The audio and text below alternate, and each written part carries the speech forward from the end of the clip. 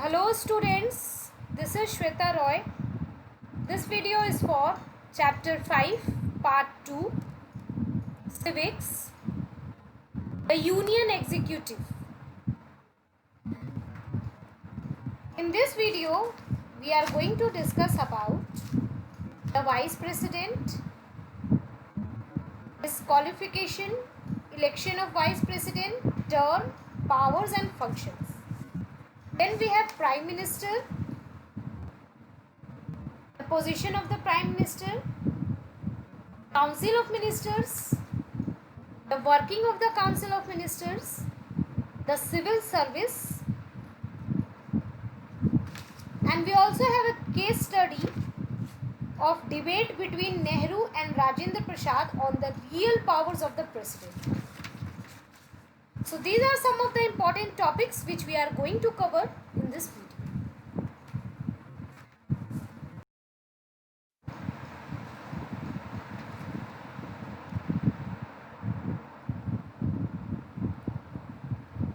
So here we have the Vice President. So as per our constitution, we also have a Vice President, and during the absence or illness of the President, the Vice President performs the functions of the President. He is the ex officio chairman of the Rajya Sabha. Now what is the qualifications needed for the Vice President? So the qualifications for the office of the Vice President are same as those prescribed for the President, except the candidate should be qualified to become a member of the Rajya Sabha. Except this, all the things are as the President.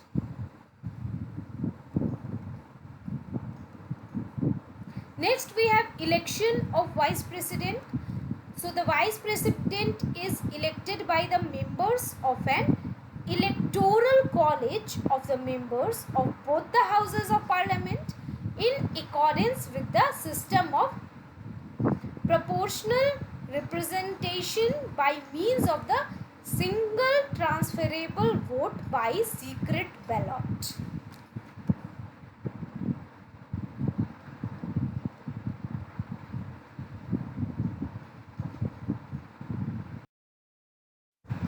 What is the term for the Vice President? So the term of office of the Vice President is 5 years. It may end earlier either by resignation in writing addressed to the President or by removal. So the Vice President may be removed by a resolution of the Rajya Sabha, which should be passed by a majority of its members and agreed to by the Lok Sabha by a majority.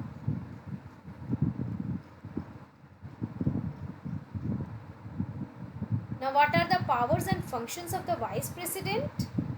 So the Vice President functions as the chairman of the Rajya Sabha.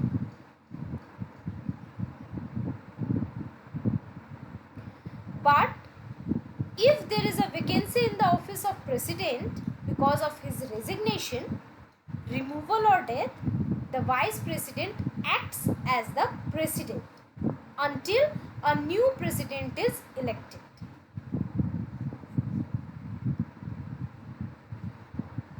Now in case of temporary absence of the President also, the Vice President discharges the function of the President. And in that time, he ceases to perform the duties of the chairman of Rajya Sabha.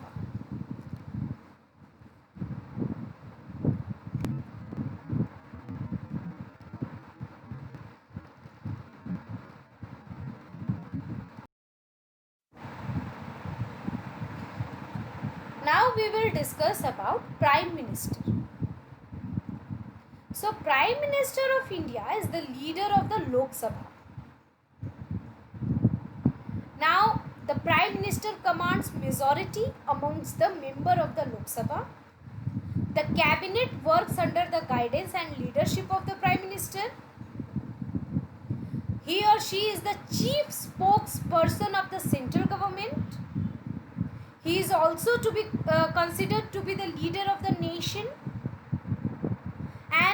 it is the Prime Minister who represents our country in the important international and national conferences. Also, the Prime Minister makes the domestic policies of the government.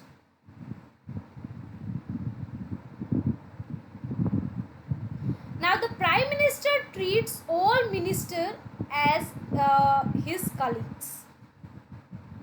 He consults them in times of emergency.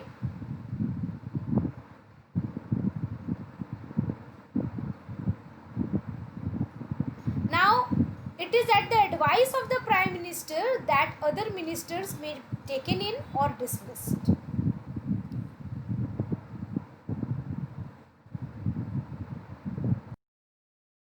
Here we have the list of Prime Ministers of India starting from 15th August 1947 till date.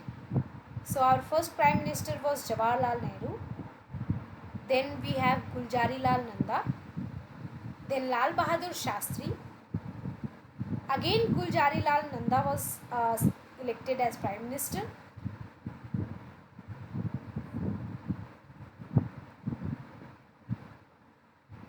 Then we have Indira Gandhi.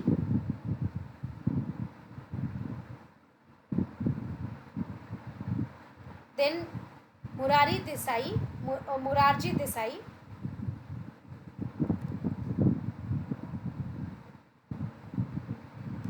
Then we have Charan Singh. Then we have Indira Gandhi. Then Rajiv Gandhi. Then VP Singh, Chandrasekhar, PV Narasimha Rao, Atal Bihari Vajpayee, HD Devagowda, Inder Kumar Gujral. Again we have Atal Bihari Vajpayee. Then Dr. Manmohan Singh, and at last we have Narendra Modi till date.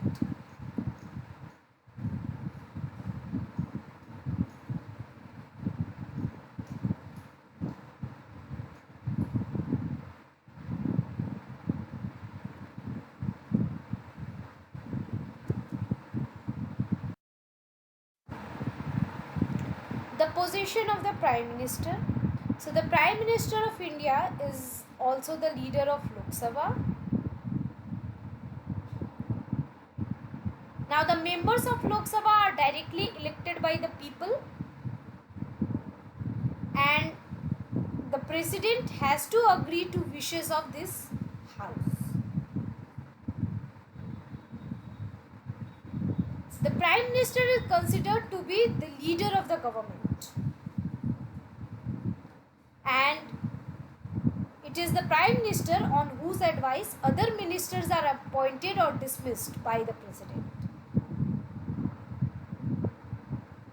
Now the burden of success or failure of the government lies totally on the shoulders of a Prime Minister. And here you can see the Prime Minister is a link between the President and the Council of Ministers.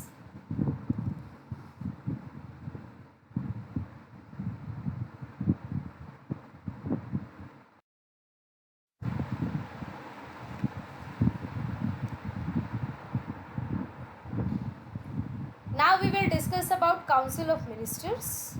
So the Council of Ministers works under the guidance of Prime Minister,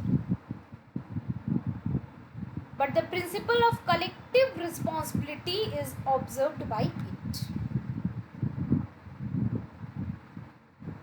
It is responsible to the Lok Sabha, and all the ministers have a collective and individual responsibility to the House of the People.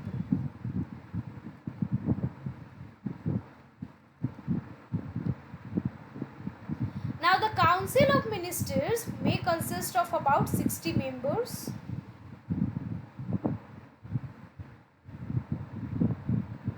The ministers are entrusted with the various departments of the central government. Here you can see a diagram how our government works. First you have President, then Vice President, then you have Prime Minister, Council of Ministers. here you have the Council of States and House of.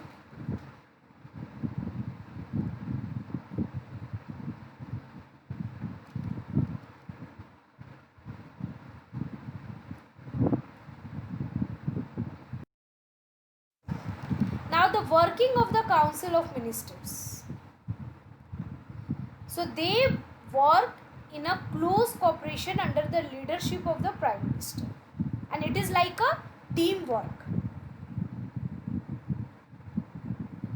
All the ministers, including Prime Minister, are responsible to the Lok Sabha. There are about 60 members in the Council of Ministers. So you can imagine that such a large number of ministers cannot meet often to take decisions regarding day-to-day matters of the administration. Therefore, for the sake of speedy work, to speed up the work, the departments of the central government are placed under different ministers. For example, the railway ministers looks after the work of the railway ministry. Like this, we have different ministers so that the work can be speed up.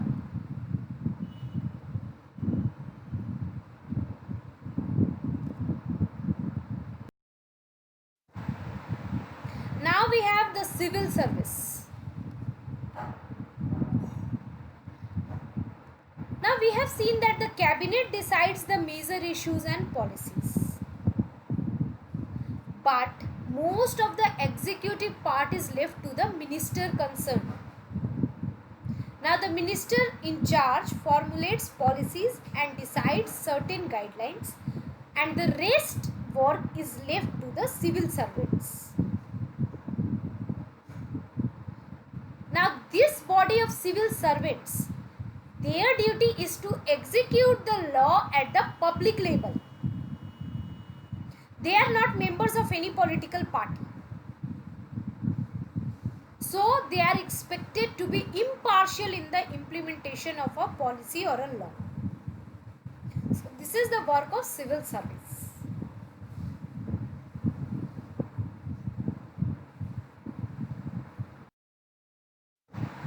Here we have a case study.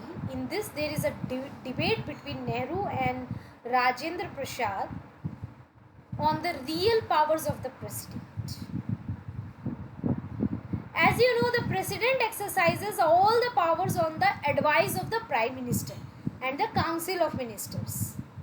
But before this 1976, there was no provision in the constitution that president was bound to act in accordance with the advice given by the Council of Ministers.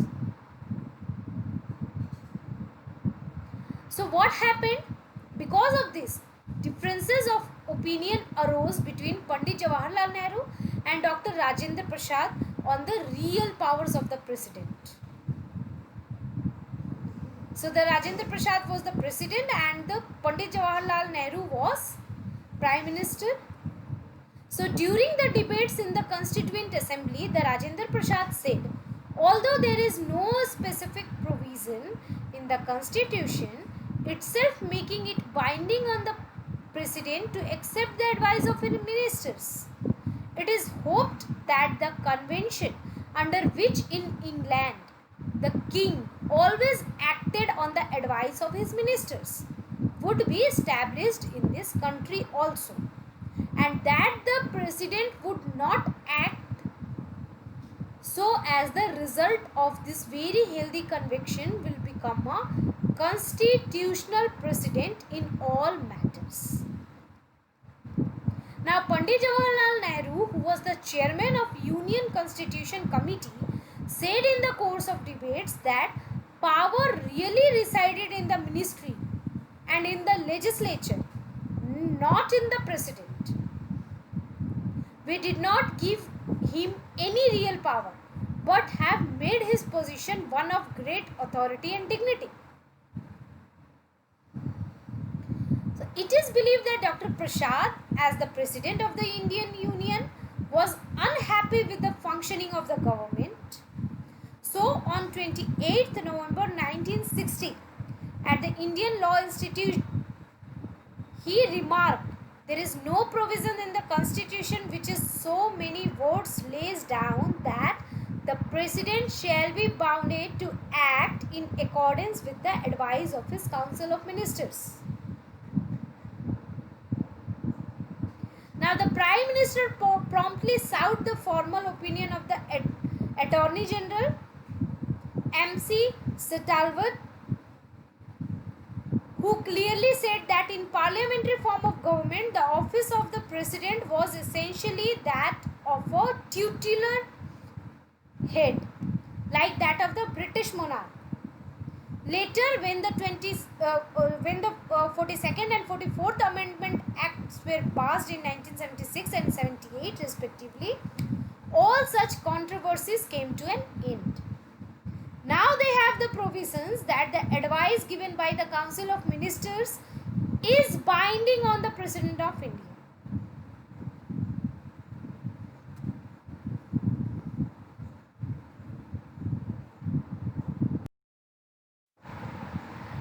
I hope you all understood all the topics taught in this video.